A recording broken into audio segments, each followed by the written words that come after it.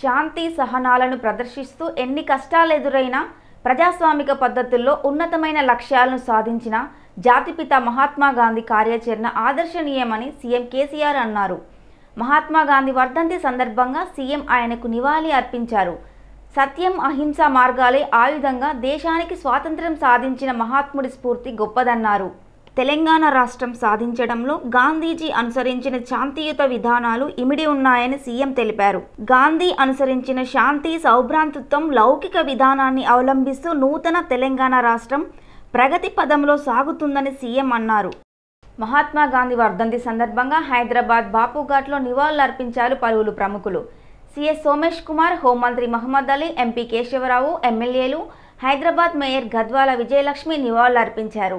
గాంధీ స్మారక స్తూపం దగ్గర పుష్పగుచ్చాలు ఉంచి శ్రద్ధాంజలి అర్పించారు. శాసనసభ ఆవరణంలోని గాంధీ విగ్రహానికి స్పీకర్ పోచారం శ్రీనివాసరెడ్డి పూలమాలలు వేసి నివాళులర్పించారు. శాసన మండలి ప్రొటెం చైర్మన్ హసన్ జాఫ్రీ, మంత్రి వేముల ప్రశాంత్ రెడ్డి, విపిన్ council Prabhakar Rao, legislative secretary doctor V Narasimhacharyulu Gandhi విగ్రహానికి నివాళులర్పించారు.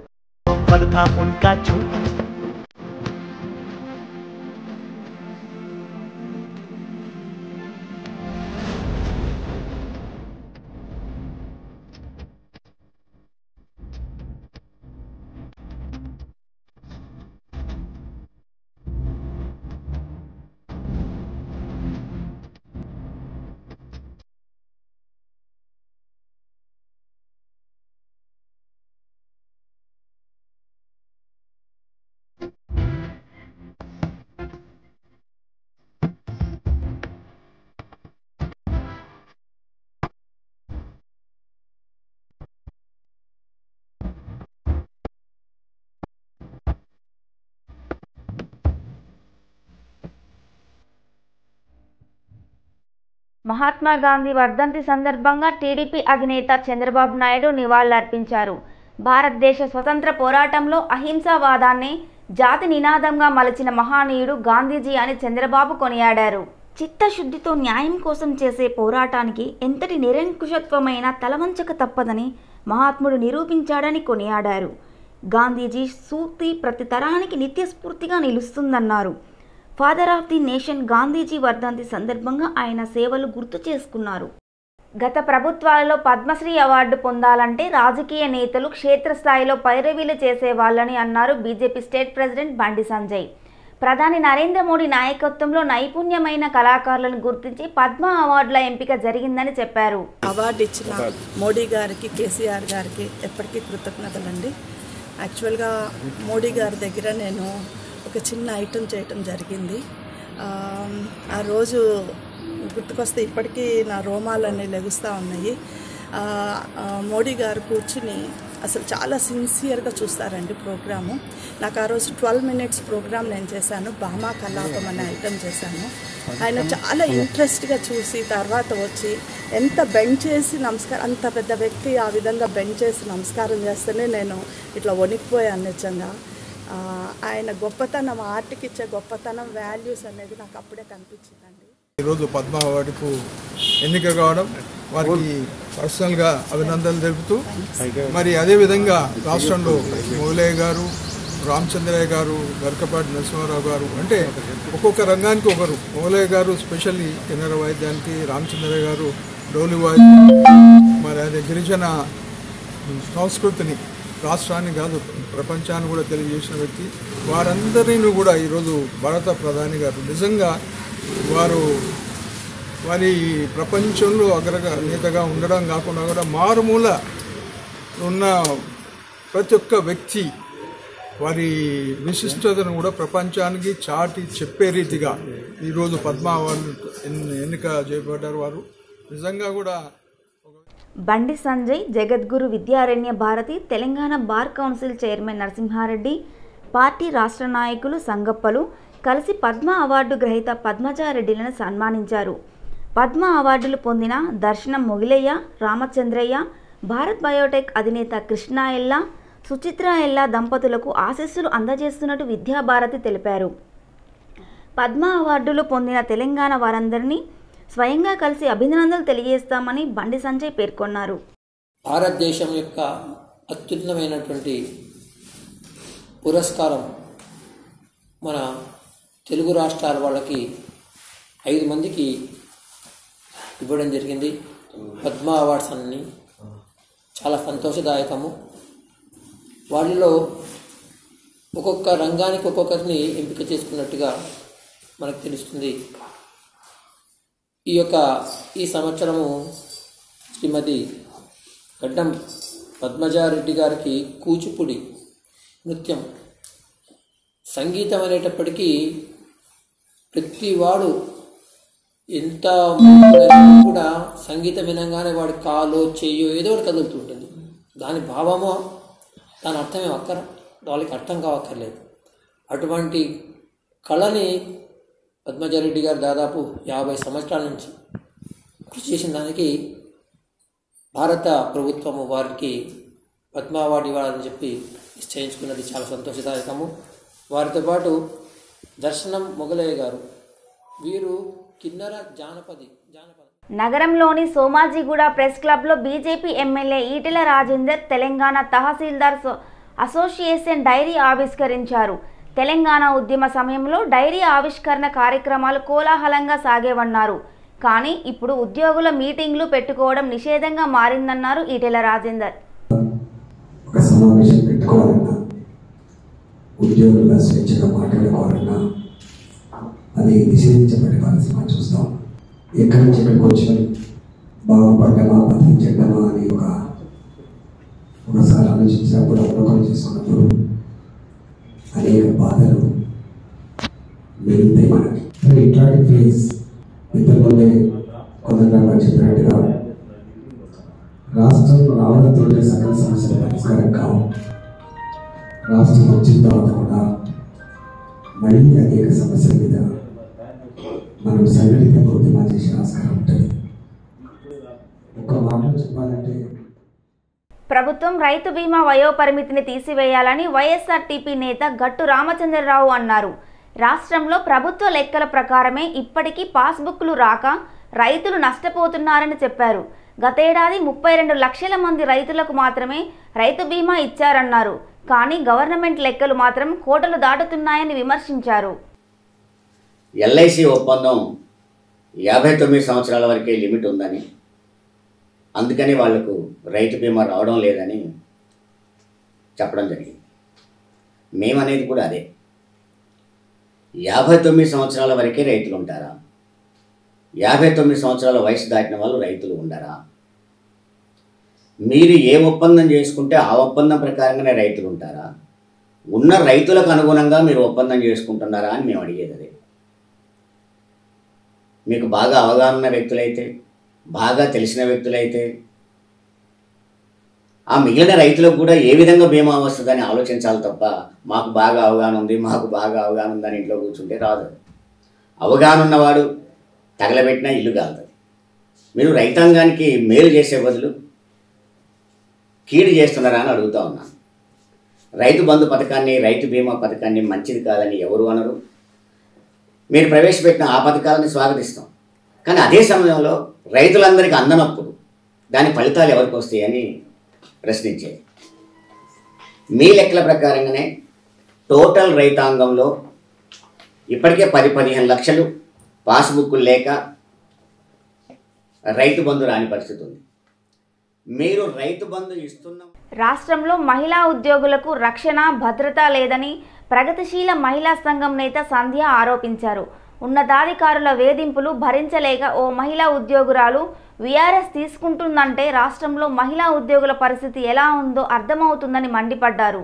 అటవీ శాఖలో పనిచేస్తున్న జయలక్ష్మి అనే మహిళా ఉద్యోగి తన తోటి ఉద్యోగి రమణ అనే వ్యక్తిపై ఫిర్యాదు చేస్తే ఆమెకు అధికారులు న్యాయం చేయలేదని సంధ్య పేర్కొన్నారు. విచారణ పేరుతో ఐఏఎస్ అధికారి డోబ్రీ ఎల్మరింత వేధింపులకు గురి చేశారని ఆరోపించారు.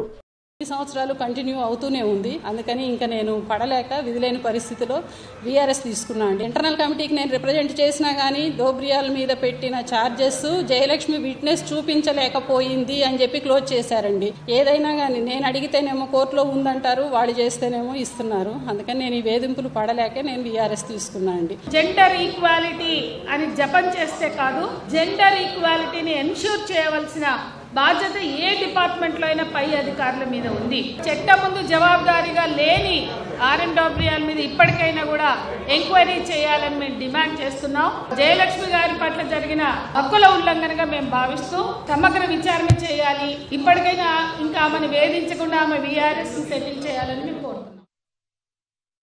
మనిషి బతికుండగానే రికార్డులో చంపేశారనే ఘటనపై రాష్ట్ర మానవ హక్కుల కమిషన్ ఆగ్రహం వ్యక్తం చేసింది. జనగామ జిల్లా లింగాల ఘనపురానికి చెందిన అంజమ్మకు ఏడాది క్రితం పింఛను ఆగిపోయింది. అధికారుల చుట్టూ తిరిగినా ప్రయోజనం లేకపోయింది. ఎట్టకేలకు గ్రీవెన్స్ సెల్లో కలెక్టర్కు ఫిర్యాదు చేయగా ఆయన స్పందించి అధికారులను ఆదేశాలు జారీ చేశారు. అంజమ్మ పింఛన్ ఆగిపోవడానికి కారణాలైన విచారణ జరపగా రికార్డులో ఆమె చనిపోయినట్లుగా ఉందని గుర్తించారు. ఒకరిపై ఒకరు నెపం నెట్టుకున్న అధికారులు దీని గురించి తప్పించుకునేందుకు యత్నించారు. ఈ క్రమంలోనే పలు దినపత్రికల్లో ఈ అంశంపై కథనాలు రావడంతో ఈ కేసును హెచ్ఆర్సీ సుమోటోగా స్వీకరించింది. వెంటనే అంజమ్మకు పెన్షన్ మంజూరు చేయాలని హెచ్ఆర్సీ ఆదేశాలు జారీ చేసింది. బాధ్యులైన అధికారులపై చర్యలు తీసుకోవాలని జనగామ జిల్లా కలెక్టర్ను ఆదేశించారు. ప్రముఖ పుణ్యక్షేత్రం యాదాద్రి లక్ష్మీ నరసింహస్వామి ఆలయానికి భక్తులు పోటెత్తారు. ఆదివారం సెలవు దినం కావడంతో తెల్లవారుజాము నుంచే స్వామివారిని దర్శించుకోవడానికి భక్తులు భారీగా తరలివచ్చారు. స్వామి దర్శనానికి సుమారుగా గంటకు పైగా సమయం పడుతుంది. దీంతో ఆలయ పరిధిలోకి కోవిడ్ నిబంధనలు పాటిస్తూ భక్తులకు దర్శనం కల్పిస్తున్నామని ఆలయ అధికారులు వెల్లడించారు. ఆలయ అభివృద్ధి పనుల దృష్ట్యా కొండపైకి వాహనాలు వెళ్లకుండా అనుమతి నిరాకరించారు పోలీసులు. దీంతో భక్తులు కాలినడకన స్వామి దర్శనం చేసుకుంటున్నారు.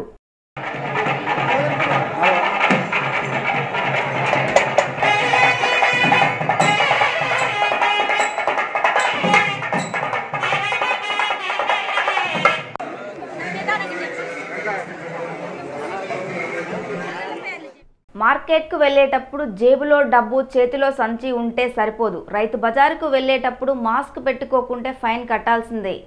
హైదరాబాద్లో రోజురోజుకు కేసులు పెరుగుతున్నాయి. ఎప్పుడు రద్దీగా ఉండే రైతు బజార్లో కరోనా కట్టడి చర్యలు ముమ్మరం చేశారు అధికారులు.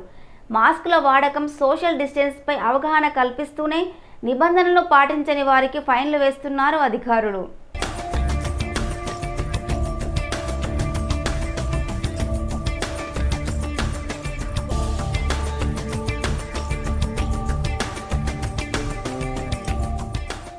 ఎర్రగడ్డ రైతు బజార్లో పనిచేస్తున్న సిబ్బందికి, రైతులకు కరోనా పాజిటివ్స్ రావడంతో అధికారులు మళ్లీ అలర్ట్ అయ్యారు. రైతు బజార్ గేటు వద్ద శానిటైజర్ ఏర్పాటు చేయడంతో పాటు మాస్క్ లేని కస్టమర్స్ని లోపలికి అనుమతించడం లేదు. రైతు బజార్లో కూడా ఒకే చోట జనం గుమ్మికూడకుండా జాగ్రత్తలు తీసుకుంటున్నారు. కరోనాపై తీసుకోవాల్సిన జాగ్రత్తల గురించి అవగాహన కల్పిస్తున్నారు రైతు బజార్ సిబ్బంది.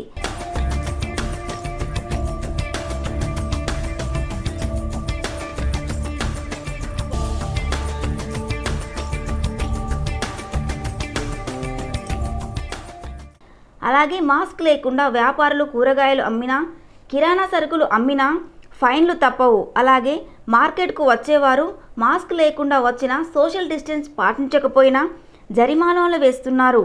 మార్కెట్లో మాస్కులు, సోషల్ డిస్టెన్స్ లేకుండా వ్యాపారం చేస్తే 500 రూపాయలు ఫైన్. రైతులు మాస్క్ లేకుండా కూరగాయలు అమ్మితే 100 రూపాయల వరకు ఫైన్ వేస్తున్నారు.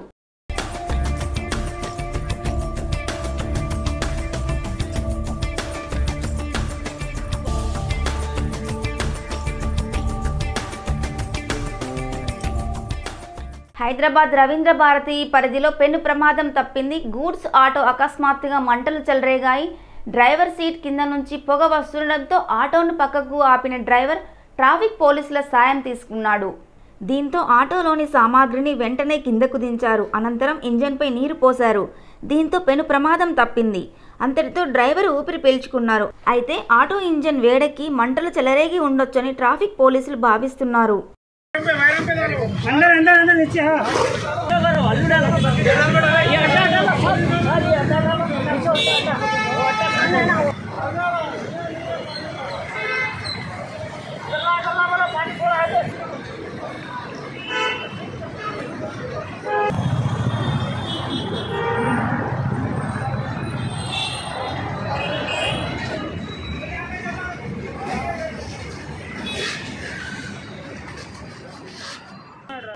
కాచిగూడ పోలీస్ స్టేషన్ పరిధిలో వ్యక్తి ఆత్మహత్య కలకలం రేపింది. 22 ఏళ్ల యువకుడు ఇంట్లో ఉరివేసుకొని ఆత్మహత్యకు పాల్పడ్డాడు. దీంతో కుటుంబంలో విషాద ఛాయలు అలుముకున్నాయి. కాచిగూడ గోల్నాకకు చెందిన 22 ఏళ్ల సాగర్ అనే యువకుడు అనుమానాస్పద స్థితిలో ఆత్మహత్యకు పాల్పడ్డాడు. ఇంట్లో ఎవరూ లేని సమయంలో సీలింగ్ ఫ్యాన్కు ఉరివేసుకొని విగతజీవిగా మారాడు. కుటుంబ సభ్యుల ద్వారా విషయం తెలుసుకున్న కాచిగూడ పోలీసులు ఘటనా స్థలాన్ని పరిశీలించారు. ఆత్మహత్యపై కేసు నమోదు చేసుకున్న పోలీసులు దర్యాప్తు చేపట్టారు.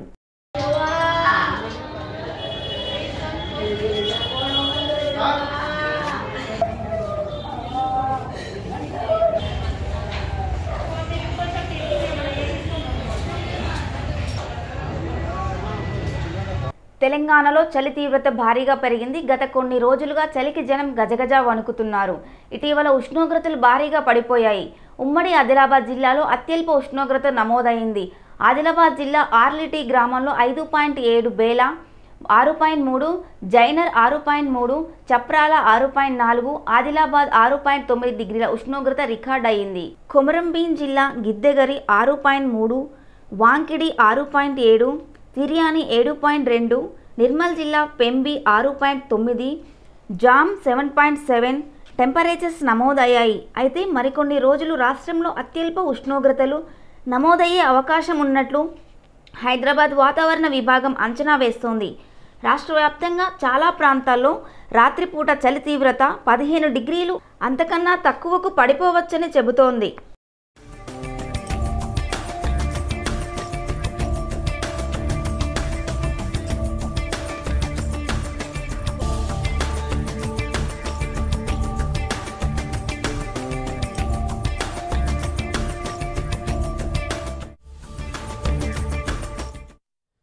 మహానగరంలో వాయు కాలుష్యం పరిమితికి మించి నమోదవుతోందని సెంట్రల్ పొల్యూషన్ కంట్రోల్ బోర్డ్ ఓ నివేదికలో వెల్లడించింది.